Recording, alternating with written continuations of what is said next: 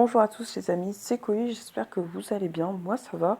Donc aujourd'hui on se retrouve pour ma toute première vidéo sur ma chaîne, donc je m'excuse vraiment si le son n'est pas bon. Et au pire je vous conseille de regarder la vidéo avec un casque parce que j'ai un peu peur pour vos oreilles. Du coup aujourd'hui on va un peu imaginer le prochain Zelda qui a été annoncé à l'E3 2019, en juillet 2019 si je ne me trompe pas. Et Nintendo il nous a balancé un trailer un peu sombre pour la franchise Zelda, comme un peu Majora's Mask ou Twilight Princess. Et comme beaucoup de fans, d'ailleurs, il y a eu plein de théories, tout le monde avait la hype, tout le monde était excité. Et j'ai trouvé un fan trailer, je mettrai son nom dans la description. Et du coup, n'hésitez pas à aller le voir parce que j'adore vraiment cette vidéo. Donc d'abord, je vais expliquer le trailer qui est officiel. Il y a peu de chances que vous ne l'ayez pas vu, mais quand même, je vais l'expliquer. Donc le trailer, il commence avec des vagues d'énergie qui volettent. La couleur et la forme, surtout de ces vagues d'énergie, ça rappelle les écritures Sheikah ou les sanctuaires qui étaient dans le premier opus. Ensuite, on enchaîne avec un plan plus large. On voit un corps avec un bras posé sur son torse.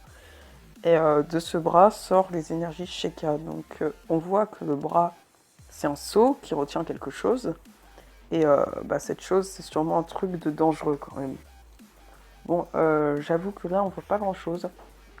Et on peut apercevoir de la corruption qui était dans Breath of the Wild. La corruption, c'est la sorte de matière noire qui constitue le corps de Ganon. Donc ensuite, on nous montre une torche qui passe devant une paroi décorée de dessins, comme ceux qui présentaient l'histoire d'Hyrule lorsqu'on rencontrait Impa pour la première fois au village Cocorico. Donc on peut voir un homme avec de longs cheveux qui tient une lance et qui est sur un cheval.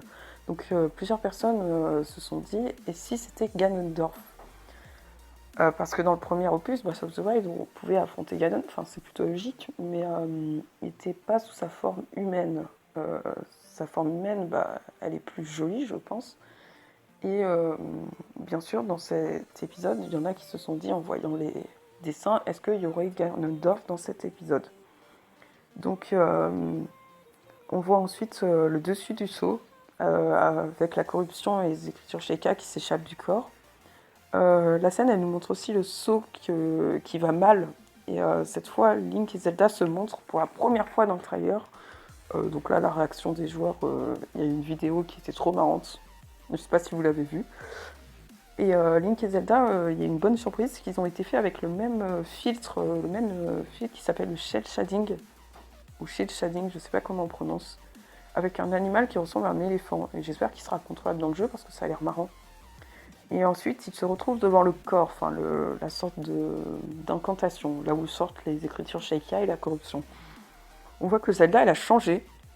Et ça, c'est très important. Elle s'est coupé les cheveux. Et dans la tradition japonaise, se couper les cheveux, je crois que ça veut dire qu'on est prêt, qu'on fait un trait sur son passé, quoi, qu'on est décidé. Et là, la corruption, elle devient de plus en plus importante. Maintenant, on peut voir le corps au centre. Et on est sûr que c'est Ganondorf, ça se voit avec ses cheveux qui sont rouges, comme dans Ocarina of Time. Ses décorations, Ganondorf c'est le roi des Gerudo. Donc il a l'emblème des Gerudo sur ses décorations, donc ça se voit que c'est Ganondorf. Et là, la corruption, elle s'écoule de plus en plus fort du corps, et là, il y a un truc bizarre qui se passe. Link a sa main qui devient comme celle du sceau, ça veut dire celle qui scelle Ganon, le bras en gros. Et vu la tête de Link, ça n'a pas l'air très agréable, donc je sais pas trop ce qui se passe. Et là, le seau, il explose à peu près. Link et Zelda s'attrapent par la main. Est-ce que par ce geste, on pourrait voir une sorte de coopération, un peu comme dans Little Nightmares 2? Désolé pour la prononciation. Ensuite, Link se fait attraper par la main inconnue, on ne sait pas.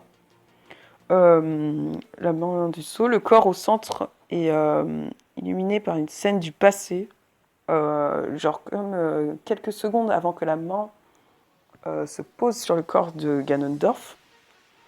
Et là, Ganondorf se réveille. La dernière scène, ça montre le château d'Hyrule en train de se soulever et retour sur l'énergie verte, elle disparaît. Donc là, tous les joueurs étaient excités, ils ont sorti 30 000 théories au moins, je pense, c'est complètement possible. Et tout le monde est sûr de quelque chose, c'est que le corps au milieu, c'est Ganondorf, ça c'est sûr.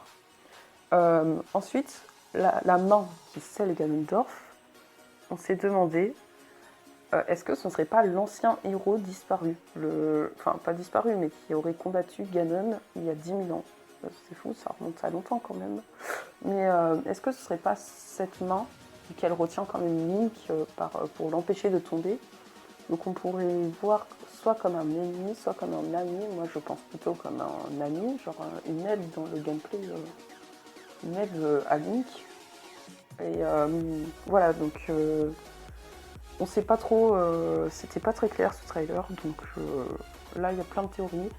Et donc maintenant on va passer à l'autre trailer, le fan trailer que j'ai mis d'ailleurs dans la description. Donc dans ce trailer, je vous laisserai aller voir la vidéo, je vais pas tout résumer, déjà que ça a pris pas mal de temps de résumer le trailer officiel, je pensais pas parler autant en plus. Dans ce trailer, je vais vous faire en gros un résumé. Le youtubeur ou le monteur, je sais pas comment on dit, il a repris le trailer mais en mettant plus de mise en scène, plus comme ce que ferait Nintendo habituellement quoi. Et on peut voir Link combattre Ganon, mais sous forme de matière noire. Et à la fin de ce fan trailer, on peut entendre une voix qui parle de sacrifice. Je ne sais plus ce qu'il dit exactement, mais il parle de sacrifice. Et donc là, je me suis dit, mais est-ce que Link, il serait jouable dans ce jeu, dans ce futur opus? Parce que quand la voix parle de sacrifice, elle désigne le corps de Lilian. Link étant Lilian, je pense que vous le savez, mais bon, elle désigne le corps de Lilian. Et je me suis dit que Zelda, enfin je me suis pas dit parce que plein de youtubeurs l'ont dit, mais Zelda elle a les cheveux courts et dans les jeux vidéo, souvent les héroïnes ont les cheveux courts parce que les cheveux longs sont très durs à animer. Donc du coup voilà, Zelda a les cheveux courts et je me suis dit mais elle serait jouable parce que comme les cheveux longs sont très longs à animer, très chiants, pour toutes les héroïnes de jeux vidéo comme dans Resident Evil, Tomb Raider, je sais plus trop, Lara Croft ou des trucs comme ça, elles ont des cheveux courts et on va pas se mentir, c'est plutôt facile à animer, enfin voilà. Donc voilà, je me suis dit, si Zelda serait un perso jouable, est-ce que Link deviendrait un PNJ? Sachant que ce serait un peu dur pour Nintendo de faire un aussi grand pas, de mettre Zelda jouable, parce que Zelda elle a déjà une personnalité, et Link, son nom veut dire lien, et c'est le lien qui crée entre le joueur et le jeu. Donc en gros, mettre Zelda à la place de Link, ce serait couper ce lien. Donc ce serait un peu débile, et sachant que Link c'est aussi une figure emblématique quand même de Nintendo. Il a été présent dans Super Smash Bros, plein d'autres jeux. Ce serait bête de le rayer d'un jeu Zelda quand même, vu que c'est son propre jeu. Donc moi j'ai fait une théorie. En gros, Zelda, elle pourrait faire une partie de l'aventure toute seule. Et pareil pour Link. Ce qui voudrait dire que on aurait un peu un gameplay à la Yokai Watch 3. On alternerait les deux héros. Ça, ce serait possible. Ou alors, il y a une autre théorie où ce serait que Zelda fasse la moitié du jeu, mais genre vraiment tout seul, où on joue que Zelda. Et que Link fasse pareil, mais pour la fin du jeu. Ce qui voudrait dire que Zelda, par exemple, se réveillerait dans la forêt Korugu, pourquoi pas. Ferait son parcours, un parcours genre jusqu'à la moitié du jeu. Et arrivé à la moitié du jeu, on puisse contrôler Link, mais que Link, pas Zelda. Et Zelda redeviendrait un PNJ. Donc je me suis dit qu'alterner entre PNJ, perso jouable, PNJ, perso jouable, serait plutôt une pas mal idée.